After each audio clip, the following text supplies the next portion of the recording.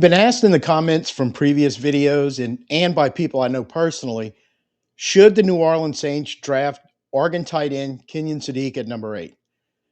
Look, I'm not sure if he's a generational NFL player like others in this year's draft, but I'm almost positive he's a generational NFL tight end. Is that enough? Today's Saints Film Room will break down Kenyon Sadiq and try to answer the question about drafting him at number 8. I'm Tim. Let's talk Saints. Kenyon Sadiq, tight end, University of Oregon Ducks, 6'3", 245 pounds, just turned 21 years old. He's only played 3 years at Oregon. He played as a true freshman in 2023 somewhat, but really 24 and 25, he kind of became the focal point or one of the main focal points of the Ducks offense. In his 3 years total, 81 catches on 101 targets, so 80.2% catch rate, 891 yards receiving, 11 yards a catch, 6.6 yards after the catch, 11 touchdowns. In his career, 30.5% of his snaps was as an inline tight end, so just shy of a third of his snaps. 12.8% wide, and then 53.4% in the slot. So primarily half his snaps, a little over half his snaps, more in line with that move tight end that you talk about in the NFL, slot wide, although slot can mean very close to the line of scrimmage, close to the tackle, or an inline tight end. So be willing to say he's about maybe up to 40% inline or near, let's call it near inline in the slot, but not quite 50-50. He still primarily was split wide. They were trying to get him the ball. Needless to say, he's well known for his versatility. And it starts with his pass catching ability, especially between the hashes. He's very good at finding those open spaces in the middle of the field, staying on the hash and making catches there. That's where he's really a matchup nightmare, or was at Oregon for a lot of defenses. And he operates beautifully in the seams, and he can do it over the middle or even in the seams in the short, intermediate, and deep levels. So multi-level in his route running, very, very good what he does. Really gives zones a lot of trouble in mismatches. Now, although he primarily operated out the slots and pass catching abilities, there's video out there where you can see him lined up as an inline tight end and wheeling out there in a wheel route and catching the ball deep, totally having a mismatch in coverage the way they design the offense. And we know Kellen Moore is pretty good about doing the same thing. Definitely known for his athletic ability, which he full display last month on the NFL Combine. And that's what vaulted him up. He was always considered mid first round pick. I think a lot of people were pegging him somewhere in the 15 to 20 range. Well, he showed up at the Combine, ran a 4.39 40. It's the fastest ever by an NFL tight end prospect at the Combine. His 10-yard split was 1.54 seconds. You like to see that. Vertical jump, 43 and a half inches, which is the second highest by a tight end ever in the NFL, a tight end prospect at the NFL Combine. 11 feet 1 inch broad jump. That earned him a raw athlete score of 10 out of 10. Pretty darn good, because you really can't get much better than that. And that kind of, we talk a lot about confirming what you think you see on film. Well, that definitely did it, because he was known kind of straight line speed and athleticism. We talked about how he could handle zone. Well, he could definitely handle man in college. There just wasn't too many college players that could line up and give him tight coverage for a long period of time in man. And it also gave him some ability after the catch ability. They like to use him in screens or little check down type plays where, again, he could get a mismatch on a defender and pick up extra yards. And when I looked at his blocking, the thing that gets mentioned the most is that he's very good in pass protection as a blocker. In fact, 10% of his overall passing snaps were in protection, not running routes, which is an amazing thing to even consider. but he's also more than a willing and a pretty solid run blocker in the run game.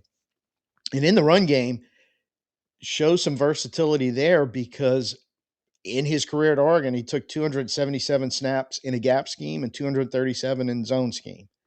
So he's, again, multifunctional, some versatility here. It's a word that keeps coming up with this young man. His total run blocking in 2024, PFF had him a grade at 78, 25 at 66.3. So not it's pretty good, really. Above 60, he's winning more than he's losing. Had a better year in 24 than he did in 25. But look, if he were to show up on the Saints roster and give us a run grade like that, he's beating more than half of the, including offensive line, the run blocking that we had last year. Now, bring that up to say that that is kind of a real question with him. And in the conversation we're having about whether the Saints should consider taking him at 8 or not, that's a big question that they would need to feel confident that he could answer. But the real question is concerns he might have trouble with that NFL fronts. You're basically blocking the defensive ends, tackles, anything that he's got to handle there, or even linebackers coming on blitzes. The worry seems to be there his a little bit of fundamental strength, I guess is the way you put it there, because they're a little concerned that he bull rushed and overpowered. Now, unfortunately, where I read those, I think it was mentioned, Zerline mentioned it, Draft Buzz mentioned it. They're not really telling me why. So I don't know if it's a strength issue, a footwork issue, combination. But I'm assuming the coaching staff and the scouting staff would know about it and have the answers if it's relevant. I just don't. Full disclosure. Now, one thing I noticed that's a red flag for me and nobody has mentioned is in 25, he dropped 6 passes. He dropped just one in 2024. Now, fairly significant jump. Not really sure what's going on there. And the reason why I noticed it is in PFF's grades, in their draft report, that put him in the lower 10 percentile of catch rate for tight ends. And that's not just prospects. That's all tight ends in the NCAA that had enough targets and catches to qualify. That puts him on the down back end of it. That's a red flag if you're talking about taking him at 8. But he didn't show any of that in 24. Limited in 2023, I think he had 1 drop. So he basically tripled his drops in his last year than he did in his first 2. But overall, by nature of the tight end position and the versatility and playmaking that he can bring to that position, I'm willing to say, hey, he's a should be considered as a potential generational tight end. You got the question mark about the run blocking and being overpowered, and you have that little drop scenario that kind of kicked up last year. Those 2 questions get answered, then definitely.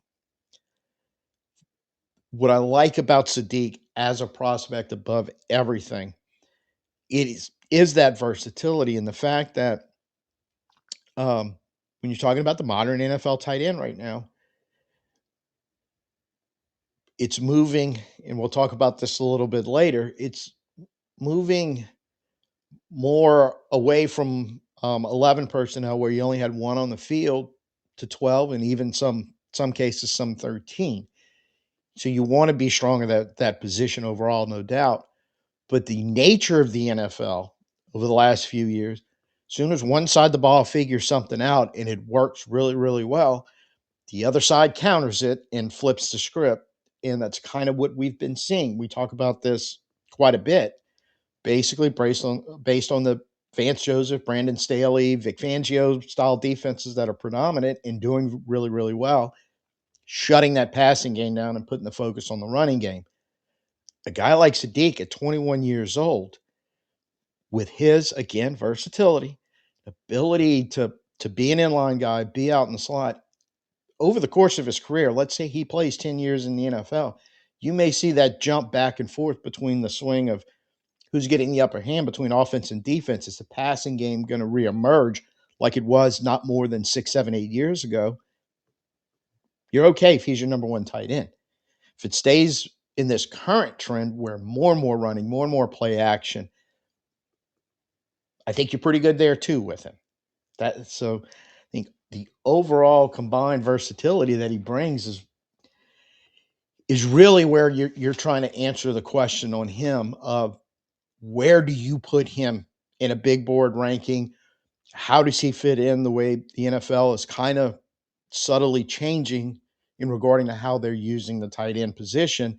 So right now we're going to jump ahead and take a look at both those things, looking at an average draft board, big board for 2026, and kind of taking a little look on how Kellen Moore and the NFL average multi-tight end sets, what it's looked like the last couple of years. So I got to thinking about that number 8 overall pick that the Saints have, kind of how the big boards, not necessarily the mock drafts, but the big boards, how they're looking at the talent. Now there's hundreds, if not thousands, of big boards out there. So I just limited to 3, and this is by no means using the scientific method here. Just grab 3 that you kind of see the most of around, which is from ESPN, Mel Kiper Jr.'s, PFF's, which is Trevor Sikama and his staff. He's the boss, but he's actually got several different people helping him do evaluations that also write articles and do stuff for them. And the NFL Network's Daniel Jeremiah. And the first thing we notice, the top 8 players, and they're all in gold right now. That's the only 8 players that hit the top 10 of all 3 of their boards.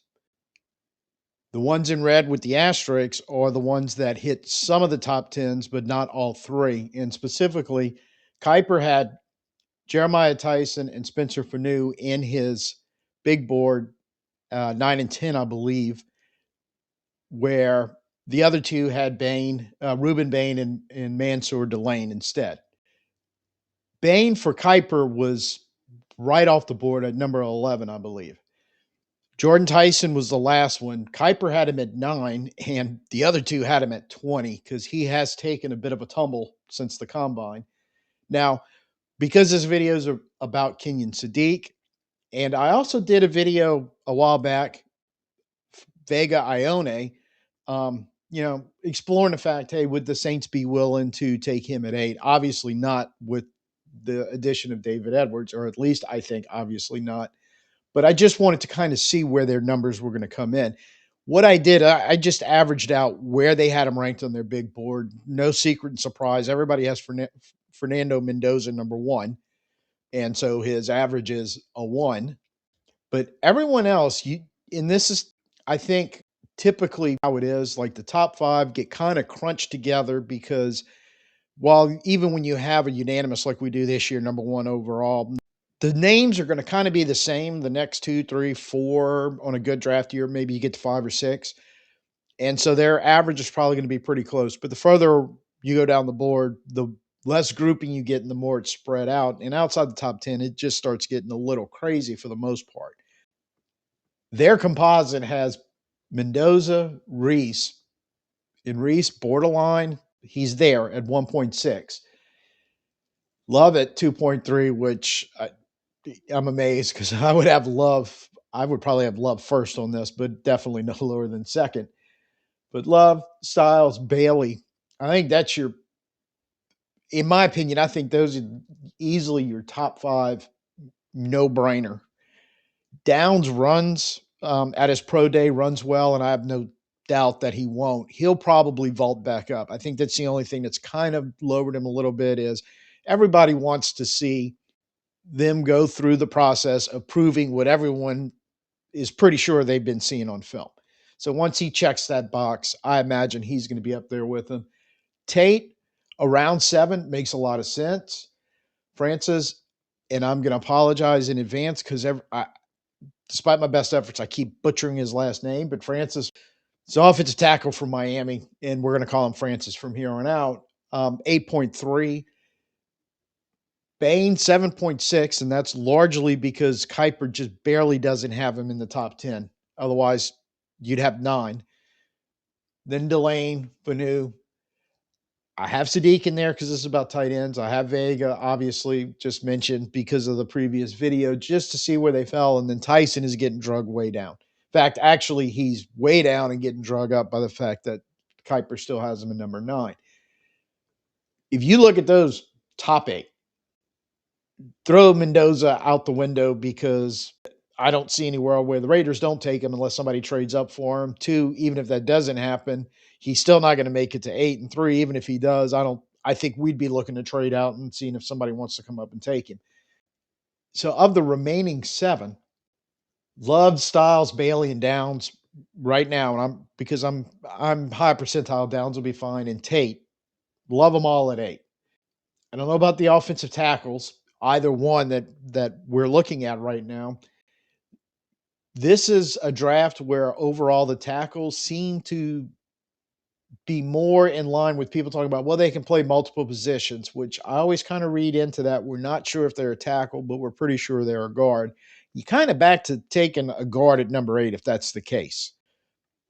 I just soon take the guy that's the really, really good guard over the guy that may or may not be a tackle or a guard, or the 2 guys here. But I'll suspect somebody up in front of us. There's a lot of teams needing offensive line help. They may not make it that far down to us anyway. So we're looking at the NFL average of 24 and 25. Also, what Kellen Moore did with the Eagles as the offensive coordinator in 24 and what he did last year with the Saints. 24 with the Eagles, the average for the NFL, 21.82, roughly a little above 1/5 of their plays. They're using 1 running back, 2 tight ends, 2 receiver sets. He was well above the average, almost a third of the time using it. It's a lot easier when you have Dallas Goedert than trying to kind of patch it together like we were last year. We'll get to our numbers in a second. And a little surprised that 13 personnel was so close to the league average, but I think that might be a little tricky in figuring out when they were doing the tush push who was on the field and whether they were considering it 13 or not, because it seems like I thought that number would have been much higher, but I do know they like to bring in a lot of extra beef. So that might have taken them technically out of 13 personnel because they were using tackles and I think defensive tackles and all kind of crazy stuff as tight ends or fullbacks or whatever to try to get that tush push. So that one's probably a little skewed. And I think it's also probably a little skewed when you get to the Saints numbers from last year.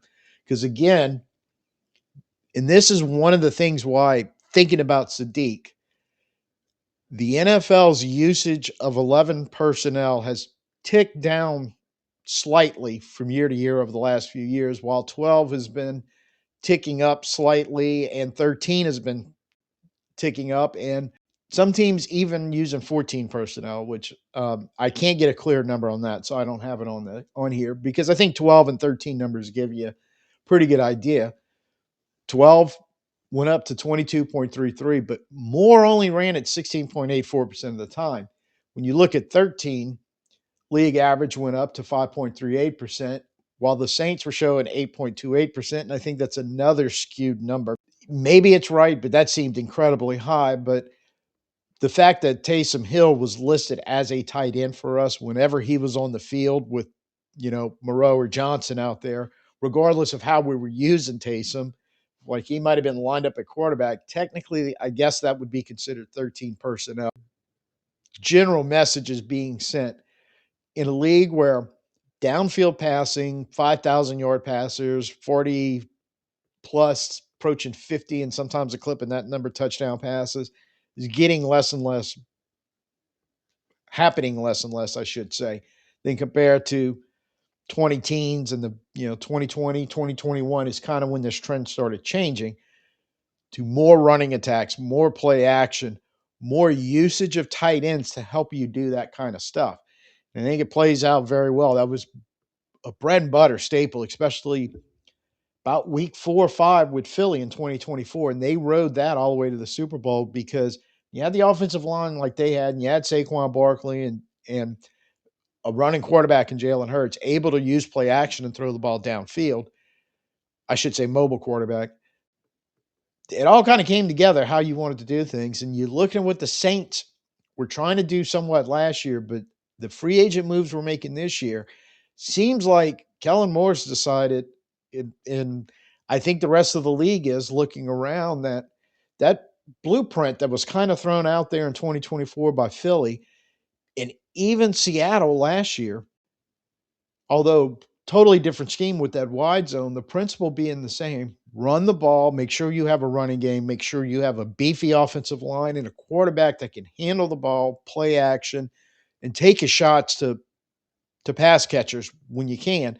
But as long as you're moving the chains, running the ball, that offense is going to be able to score points. So that's why I think Sadiq is a very interesting case study here at number 8. So the question, should the Saints draft Kenyon Sadiq at number 8? There's an argument for, there's an argument against, obviously. And I think both of them are really strong in the sense of, well, let's do the quick one, because the argument for is basically 90% of the stuff I talked about, basically the whole video about him as a player and what's going on, especially as far as tight end usage in the NFL. Specifically for the Saints at 8, on the offensive side, we talked about all offseason. Now, some of the free agent moves they made solved a lot of these problems, or at least we think they will. But get a weapon for Tyler Shuck and get a running game for Tyler Shuck. Sadiq is definitely a weapon in the passing game. Question mark about the drop. Yeah, I get it. But if it gets answered, that's a box that's checked. The running game. You add another run blocker, and that's a question mark.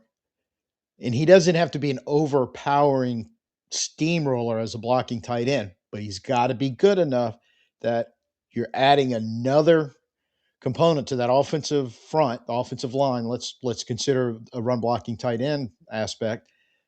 That's going to help unleash the playmaking ability of Travis Etienne. It's another box checked.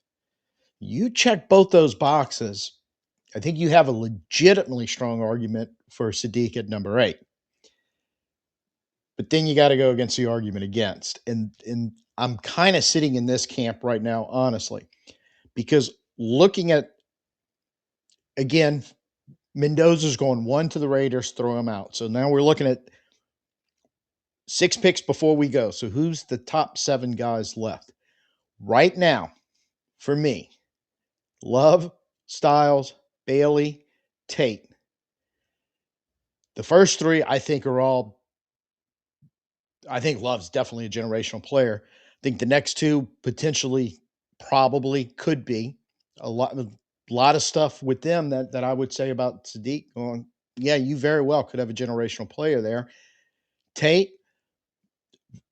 I've always said he's the best receiver in the draft, and you add another receiver of that caliber to this team, and especially what he can do, I think it's a good move. Downs, again, I really just need him to run like a 4.5 at his pro day at Ohio State. Bam, he's there, because he just confirms what we think we know watching his film about how athletic he is. He confirms that. Now he's a generational player up there right next to Love. That's 5 of the 7 spots. If they're all drafted before us, remaining spots is where the kind of question marks creep in. I already talked about Sadiq, but you can put, in my opinion, Reese and Bain in the same conversation. Not that they're not really good football players, not that they are. That goes right along with what I've felt about this draft the whole time. If you're drafting 15 or lower, you're going to get a good football player as long as you're not stupid or unlucky enough to draft. Inevitably, there's always the one guy that's a bust because everybody got it wrong. To avoid those 2 things, you're getting a really good football player, bottom line. But those guys start getting question marks about how you're going to use them, where they're going to play. So it's a little bit of a situational thing. But in Reese and Bain's case, again, versatility pops up. Brandon Staley is Talked about that since day one. We saw it in action last year. We're seeing it in like the Caden Ellis signing, how just kind of that was a really, really good fit for what he wants to do.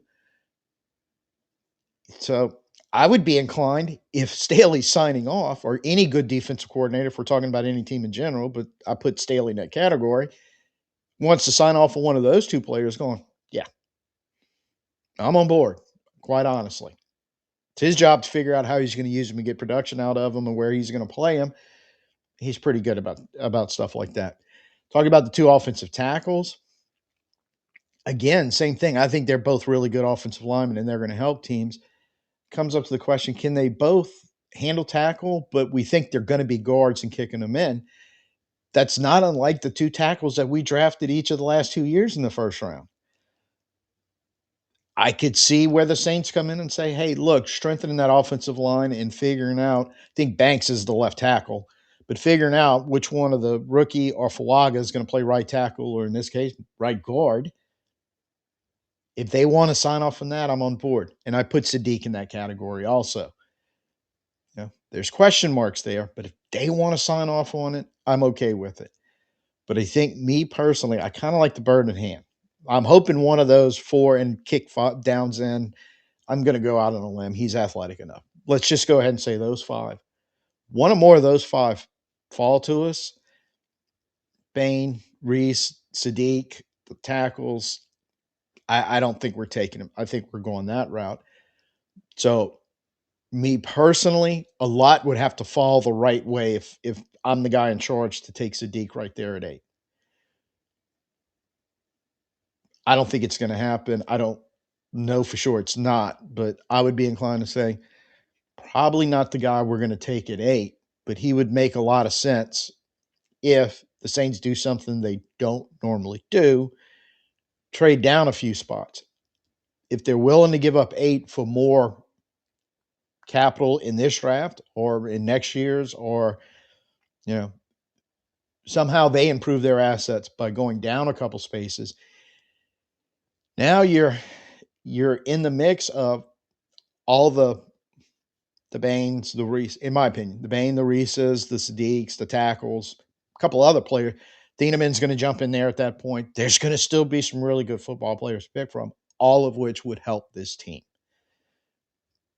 The overall fact that we're not only drafting to be competitive this year, because on paper it looks like we've done enough where we can say, hey, okay, legitimately we can make a challenge.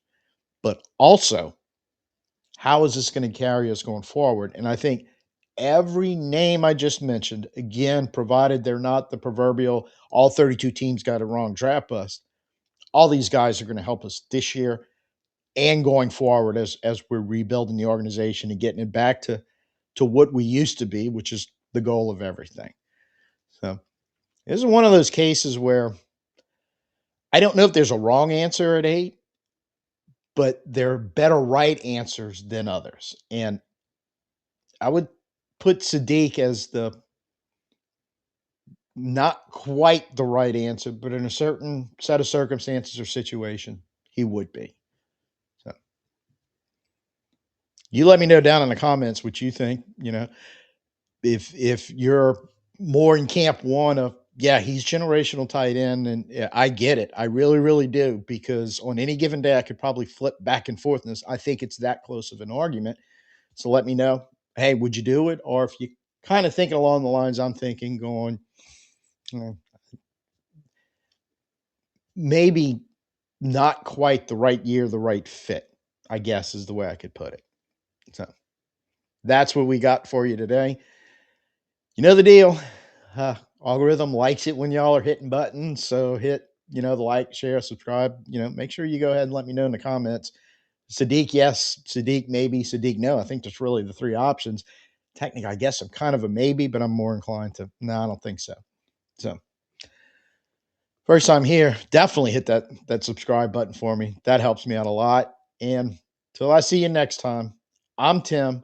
Peace out and who dat.